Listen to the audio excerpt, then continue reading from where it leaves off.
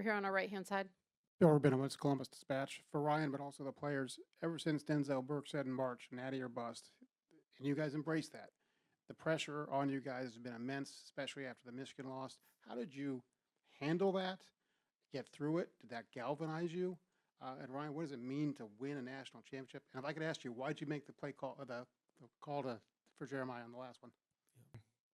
Yeah, and I think that this playoff system allowed our team to learn and grow and build. And you can say whatever you want about people talk a lot about how much money guys were making in NIL and different things like that. Like that was just because NIL was available. And the majority of our team came back. These guys have been here for a long time. Certainly, Will was a huge addition. Caleb was a huge addition. Don't get me wrong, but when you hear that number, like that doesn't mean a whole lot, other than the fact that the market value for our guys in Columbus and Ohio State is pretty high. That's really what it means.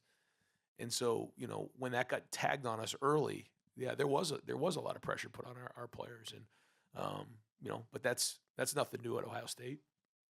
I think the difference is that we finished the season the right way, and we grew, we built, and we responded to tough times. And man, isn't that what life's all about?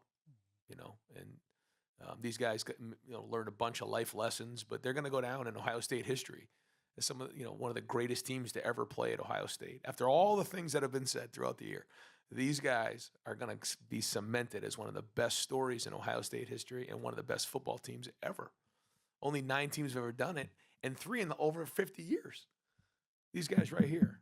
And there was a point where not a lot of people had that vision, but these guys did, and they saw it through. And Ohio State may not be for everybody, but it's for these guys, and I'm really proud of them.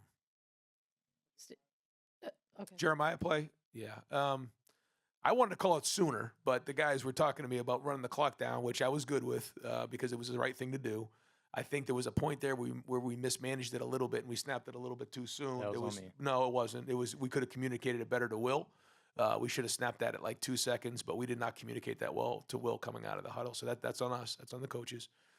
So I was upset about that. But I thought overall the game was called tremendously. I thought the game plan was excellent. I thought the guys handled it really well. But we felt like we had an advantage with Jeremiah on that shot.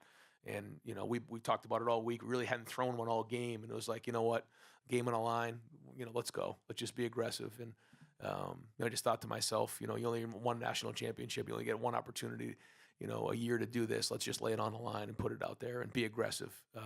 And that's what we did.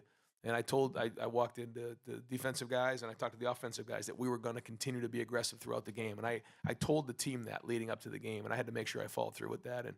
But ultimately, we got to make the plays. The protection was excellent by the offensive line. And then the throw and catch by Jeremiah and Will was special. And again, a huge play in Ohio State history.